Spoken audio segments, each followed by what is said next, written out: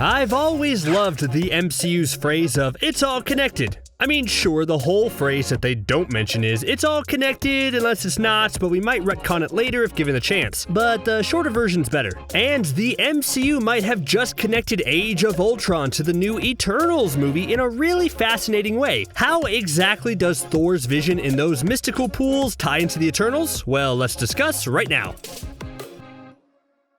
Avengers Age of Ultron is an odd movie. There's a lot of good parts in it, but there's also a fair criticism of the film not serving some of its main characters very well. One of the best examples of this is Thor. Apart from being an instigator to one of the best scenes in the MCU ever, to which I'm obviously referring to the party scene where they all try to lift Thor's hammer, Thor takes a back seat in the movie to mainly serve as a hype man for the next big Avengers conflict, the Mad Titan Thanos, as well as provide exposition about the Infinity Stones and just how powerful they actually are. Here's where the connection to the Eternals could possibly be. In one of the quick flashes during Thor's vision in the pools, right after Ultron says the word extinction, there's a shot of something crashing into Earth. Extinction. Now, given the whole final conflict of this movie is Ultron essentially lifting up the capital city of Sokovia and slamming it back down to Earth in order to wipe out humanity, I think it would be easy to assume that's what we're seeing, especially because it comes right after Ultron's line of extinction. But this doesn't exactly work. The shot is of something crashing from a long ways away, something that came from the depths of space. It's not just Novigrad being thrown back down, and since this is the part of the movie that's all about setting up the Infinity Stone conflict, you kind of figure it has something to do with that, right? Well, we know it's not a shot of any of the stones landing on Earth, or it's not anything that ended up matching with anything we saw in Infinity War and Endgame, so what is it? Well, it could have actually been teasing what happens after Endgame as a result of the stone's power, and it could be a reference to the Deviants and the mysterious events known as the Emergence. Now let's jump ahead in the movie a bit. As everyone is bickering and fighting over whether to bring Vision to life, Thor shows up and ends the debate by using lightning to Dr. Frankenstein the synthezoid to life. Everyone's a little on edge because they don't know if Vision will try to destroy them all or help them. But after Vision puts some pants on and creates a nifty new cape for himself, people start to calm down. You know, I'm glad Vision copied the cape from Thor instead of something else. Think about it. The first thing you notice about Thor isn't his cape. It's probably most likely his luscious locks that look straight out of a shampoo commercial. Like, what if Vision tried to copy that instead of the cape? Now all I can picture is Vision with Thor's bright blonde hair and now I won't be sleeping tonight. Anyways, after everyone is a bit more calm, Captain America basically asks Thor why he just showed up and immediately brought Vision to life, to which Thor responds, "I've had a vision. A whirlpool that sucks in all hope of life, and at its center is that." He's referring to the Mind Stone as well as all the Infinity Stones in general. But it's his word choice here that stands out. A whirlpool that sucks in all hope of life. Now, you could just chalk this up to Thor getting poetic with his descriptive language. I mean, his sentence certainly sounds better than, "OMG, guys, everything is going to be destroyed soon. We better start preparing." But now the big question is it possible the God of Thunder was referring to an actual whirlpool? I wouldn't be surprised if Thor was talking literally here. And that brings us to the Eternals trailer. The official trailer for the Eternals promises to deliver big things for the MCU and set up the new phase of this universe, and a lot of different universes for that matter, post-Thanos. We know that the Eternals have been hidden for thousands of years, and something big is going to finally get them involved in what's happening in the world. Of course, the biggest question that everyone is going to ask is, where were you guys before? And the trailer seems to answer that, with Sersi seemingly explaining that they were instructed not to interfere on Earth unless Deviants were involved. Which, I mean, okay, I sorta get, but if they knew about things like Ultron wiping out all life on Earth with Novigrad, you'd think they could be a little lenient, right? Like in Ultron's case, what's the point of not interfering and hiding among the humans if all the humans were about to be wiped out forever? And in Thanos' case, that argument falls apart even more. They were instructed to not interfere in human conflicts, but Thanos was a universe-wide threat. That wasn't just a human conflict. They really should have gotten involved. Anyways, and because they didn't, Thanos' actions seem to have led directly to the Deviants anyway, so that's their bad. But now here's where things get really interesting. Obviously, it should be noted that trailers don't always tell the full story, but if we go off the Eternals official trailer, it connects to everything I've been talking about. As Salma Hayek's character Ajax explains, the energy from the snap that saw the return of half the population somehow provided enough of a power boost to start the emergence process, which is probably about the Deviants emerging from wherever they've been to presumably wipe out all of humanity. As Ajax talks about this, we see something crashing to Earth, followed by a massive Whirlpool-esque destructive force eating up land. The thing is, the shot we see in Eternals looks strikingly similar to the shot in Age of Ultron during Thor's vision. Yes, it's not an exact match, but it's close enough that people have noticed. Now, again, the shot in the Eternals trailer could just be something unrelated to the Emergence, and the big whirlpool could be more of a tidal wave that takes place at the beginning of the movie or something, but as of now, it's feasible to think that Thor's vision relates to the Eternals' main conflict. And is that a game changer? Not really, but it is still cool to think about the MCU planting the seeds of something for Phase 4 at the end of Phase 2. Or, probably more likely, the MCU retconning the idea that Thor's vision was going to relate to Eternals because back in Phase 2, they didn't know they were going to make an Eternals movie in Phase 4. Either way, I think it's neat.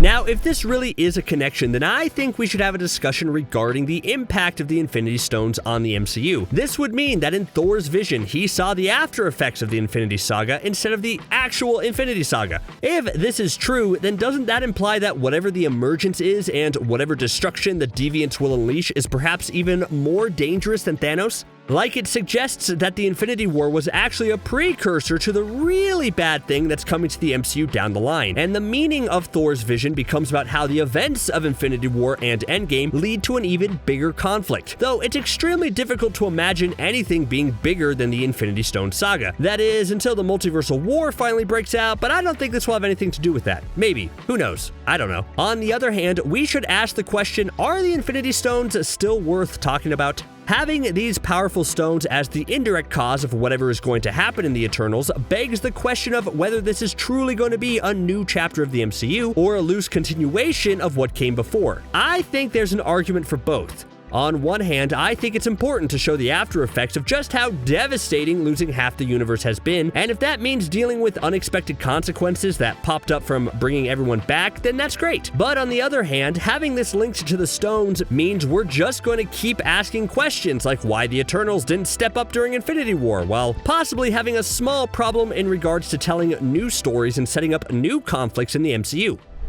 But just who are these new villains, the Deviants, and why would they be so important that their return was teased in Avengers Age of Ultron? Well, first off, their names are just awesome. Deviants. It's simple, easy to remember, and has a slightly villainous connotation to them. And they look like they come in different varieties. We see Ikaris fight two Deviants in the final trailer. The first is one that emerges from the ocean. It kind of looks like some type of primal beast with wings and incredible strength. Given that Ikaris is in his full costume and the human he's protecting looks to be more from a primitive age, I would say the likely guess is that this was the Eternals' first appearance on Earth, resulting in the superheroes locking away the Deviants forever. The second Deviant Ikaris fights looks to happen in more modern times, as evidenced by his trendy plainclothes. So you could assume that most Deviants will look like this throughout the movie, and if there's a big CGI battle at the end, it will probably be the Eternals versus an army of these creatures. But then you have the other big villain of the movie, General Crow, who looks more like the Deviants from the comics and will presumably be trying to help the Emergence happen in order to wipe out humanity.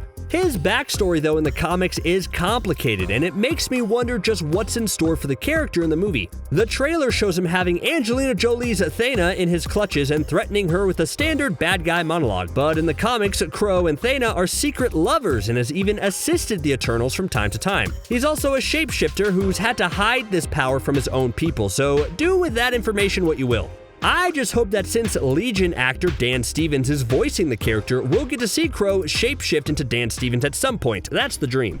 So let's take a moment to talk about the actual Emergence. It looks to be the main event that the Eternals have to stop, and it's going to join a long list of MCU-related catastrophes that require some superhero intervention. But what will it exactly look like? How do you stop something like that?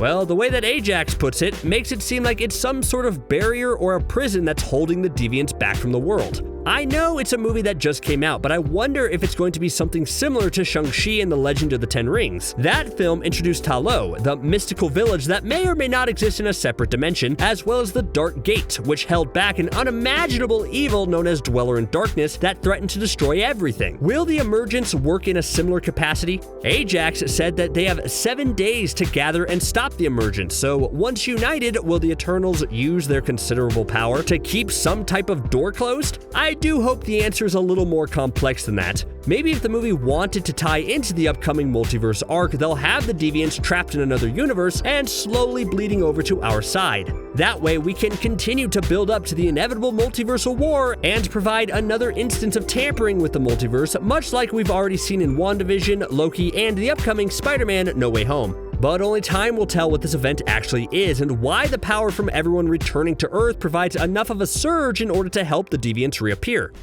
Since Thor's vision may have linked to the Eternals, are there any other hidden clues or meanings within his time in the Water of Sight? Did the water spirits that guarded that place nudge Thor in any other direction to hint at something in Phase 4 or Phase 5? Not really, but I do think there's something interesting about the scene overall. While Thor is in the pool and he starts withering around while getting his flashes, lightning shoots all over his body, and it's a lightning bolt that shoots up into the sky and allows him to catch a glimpse of all the stones. This is Thor emitting lightning from his body way before he became confident enough to do it himself. Remember, in Thor Ragnarok, he thought he needed his hammer to really act as a conduit for the lightning, but his final battle with Hela allowed him to access that power within him. It's kind of a hint that Thor has more power than even he realizes. Plus, if it's his lightning that allows him to see things across the universe, then that's an untapped power that could be explored in future movies.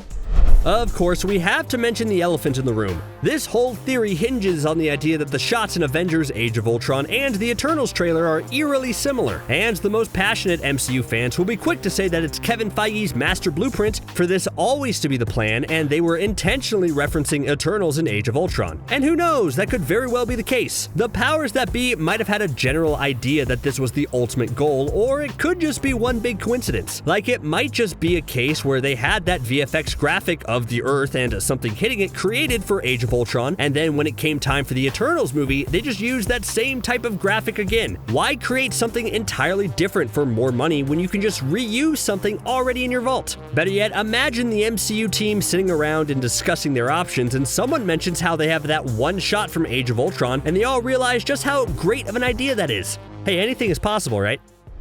If this theory is true, would that mean that Thor can continue to play an important role in the MCU going forward? I mean, it already seems like he'll stick around for a bit, which is still just a crazy idea, right? I mean, when the Iron Man, Captain America, and Thor franchises were all starting, would any of you have bet money that Chris Hemsworth's Thor would outlast RDJ's Tony Stark and Chris Evans' Steve Rogers? No, right? But because the character was completely Taika Waititi-ized, he's now on a completely new trajectory, and could feasibly stick around for a few more solo films as well as a new Avenger team-up movie down the line. Since that's the case, they could make Thor the ultimate Infinity Stones expert. He's the one who had the most knowledge in the beginning, and the MCU could position the God of Thunder as someone who's now interested in cleaning up the ramifications Thanos' actions had on the universe as it heals. That would lead him directly to this new Eternals conflict with the Deviants, and if they tie in the fact that his cave vision was a warning about the Emergence, then that's an interesting way to keep the character involved and would be a fun piece of connective tissue. What would Thor, who's usually used to being the oldest person around, feel like if he's suddenly around Eternals who are thousands of years older than him? It would continue to grow and evolve Thor's character in new and dynamic ways. Do you think Thor knows anything about the Eternals, or is he just as in the dark as the rest of us? Let's find out, right?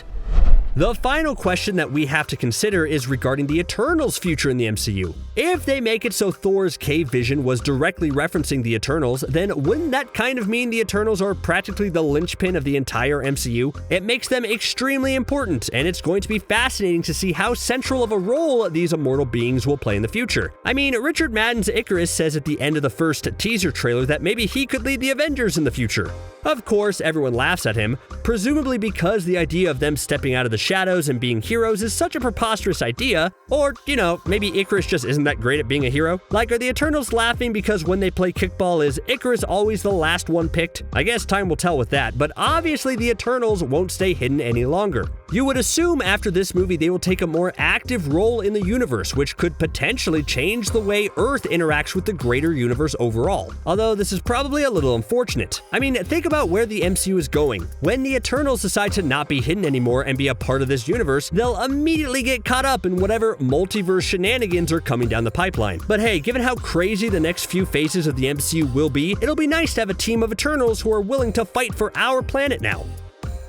Are there any other ways Age of Ultron can connect to the Eternals? I don't know, but I wouldn't mind it if it was revealed that the Eternals secretly helped out on Sokovia in some way. That was a big event. What, were they just gonna sit there and wait while the planet was destroyed? I hope not.